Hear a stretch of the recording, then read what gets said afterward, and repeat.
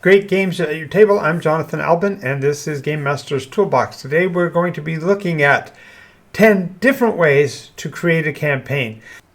Okay, so when we are talking about a campaign, we are of course talking about a series of adventures that are run by the same game master, or maybe two or three, and the progress of the players are advanced over time. Now, there are a whole lot of ways that we can pursue this, and so we're going to be talking precisely about what a campaign is. Now, I do know some young game masters who were discussing the topic of their newest campaign, and the game master was going through what they were going to be including in their initial session 0. And it was kind of interesting because they were looking at the very concept of a campaign simply being the story told from the standpoint of one game master over the period of time of one session. And so it was so odd to hear them talking about holding a session 0 for a single shot game that, of course, I had to step in and ask the question and get involved in the process. And what I discovered is that the idea of what a campaign is has pretty much been lost. So we're going to be looking at the short answer for what a campaign is. A campaign is the sequential running of more than one episode within a specific story and dedicated to the completion of said story within the allotted amount of time. That's the short version.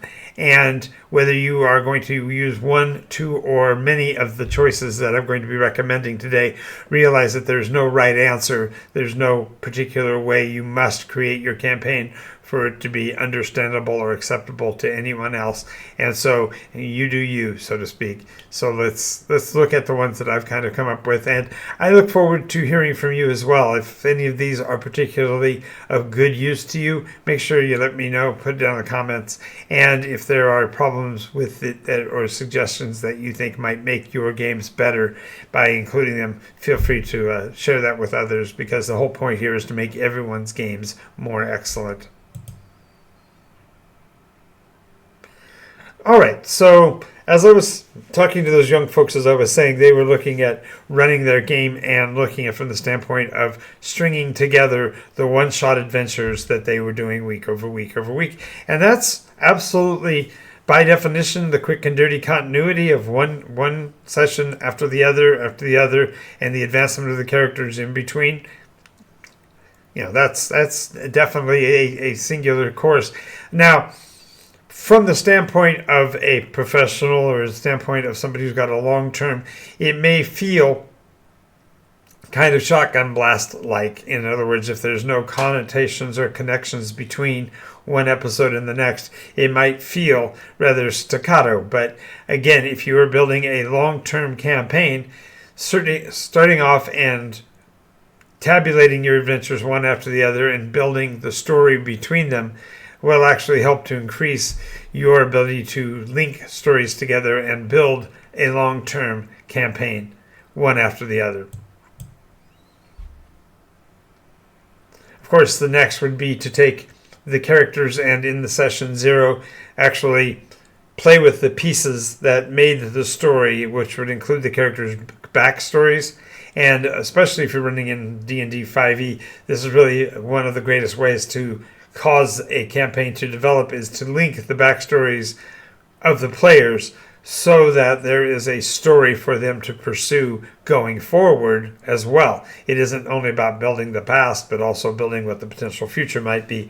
And one of the greatest ways to create a campaign is to kind of figure out what elements would scratch the itch of each player and push them together so that they feel more coherent. And this idea of creating itches and getting them scratched is a great way of helping the players to learn not only how to build great backstories, but also how to roll themselves into the development of the story session after session to the point where the backstory may not even be directly necessary.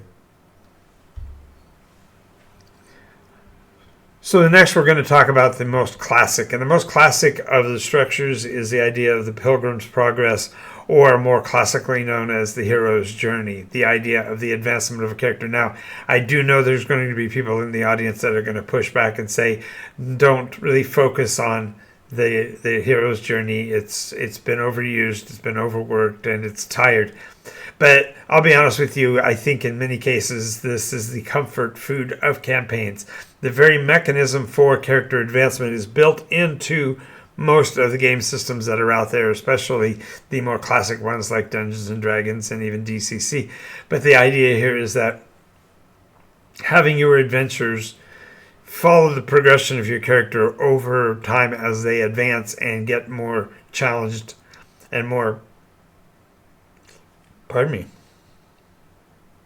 as the players become more skilled, the challenges become more dangerous. The players have to step to the plate.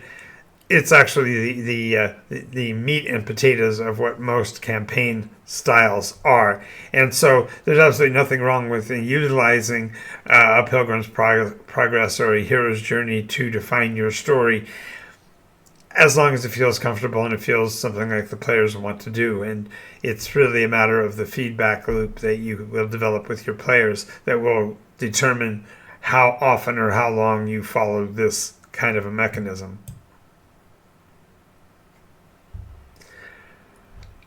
Another thing that will develop, especially if you have several players in the group that are willing to be of a mind to be a game master from time to time, is that you can build the idea of an anthology. And that is, the players can, like in the case of the Thieves World novels, each player agrees to follow certain basic tenets that are common between the groups, and the game masters therefore play under those same mechanisms so that the group feels sort of cookie cutter. It feels familiar and connected, and yet the individual theme and feel of the stories will adapt and adjust as the various game masters step into the role. Now, this concept of a cookie cutter that says we must follow these particular rules themselves can be advanced over time so that it no longer feels like it's forced or contrived, but instead it's a way of guiding your advances through the story so that the stories make sense by linking the different playing portions of the group together within the overall larger story. Of course, the real point of this is to try to get to the long form, because the long form does provide you with more access to what your players might run into in the later days, and by having a broader feel, the long form product that is out there and has been for quite some time can be connected together end to end to give you a longer arc. So there are products such as The Shackled City or the Council of Worms, both by goodness gracious, my brain just fell out of my head. Both of these properties are made by the companies that make Pathfinder. The concept here is that the properties carry the characters from first level, say, to 10th level, 15th level, 16th level, even all the way to Paragon. And by linking one story into the next, you can build a longer tail story without having to compromise too much. And these linked long forms can be as simple as which ones you want to run and find a way to connect them together, or you can be more creative and even cut and paste, so to speak, pieces together to make one larger story to fulfill your real needs. Now, this methodology fundamentally is like a preliminary to the idea of your own world building, but quite often the adventures that you push together are going to provide a stable source so that your players won't even realize that it wasn't intended to be that way all along. Now, next we're going to talk about our campaign milestones, and this is the idea that you built your story, you've got an idea of what you want to include, and so now you're going to weave the end of one into the beginning of the next, and then the next, and the next. And by building in manageable milestones. You can control and guide the advancement of the players in your group so that you as a game master are never surprised or thwarted by running into power gamer situations or difficulties in advancing the story. These ideas of individual milestones will help you to control and manage the tempo of your games so that they feel coherent week over week.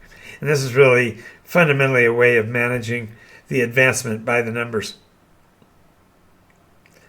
so that you are providing the players with the game they want and the advancement they're looking for while maintaining the control and guidance of the game sessions that you're creating.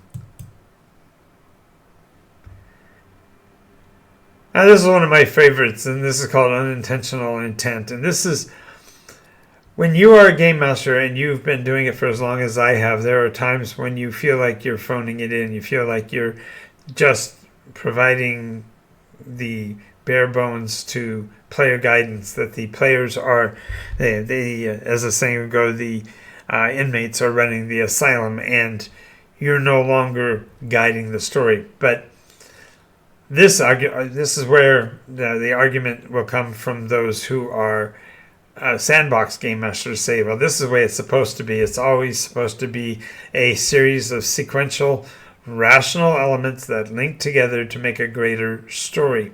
And while this can be intentional, it can also be just a pure target of whimsy as the players just simply push off of the direction that the story is going and make it make sense between them, even to the point of leaving the game master behind. And there's absolutely nothing wrong with as the saying goes, losing your mind for a week or two and letting the players run roughshod, because they will, number one, figure out what they find important and make that into the story's elements, which I think you'll find is quite surprising and refreshing. Maybe you don't do it every week, but maybe just once in a while. Feel free to let your hair down and let things just kind of go a little crazy.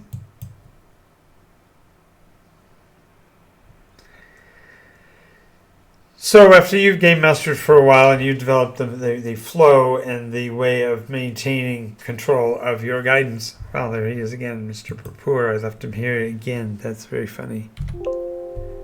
No, that's not what I want to do. I just want him to go away.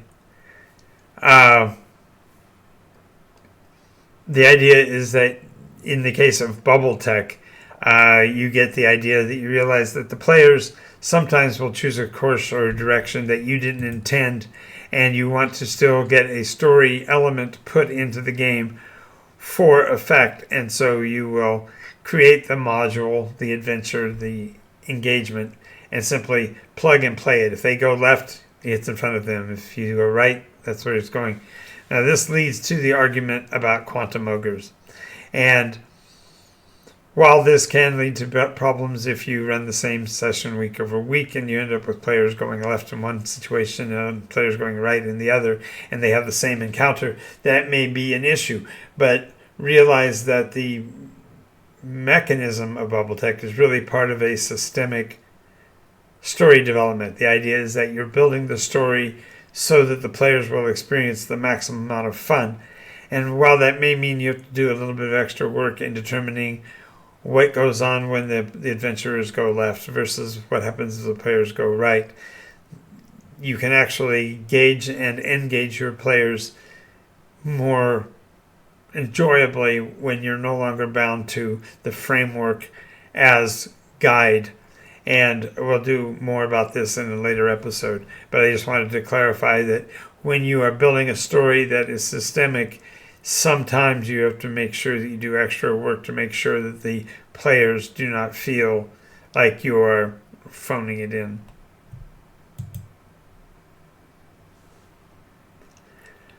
Alright, so the next is one of the greatest dangers, and we're kind of growing towards those, but one of the greatest dangers is the curse of the storyteller.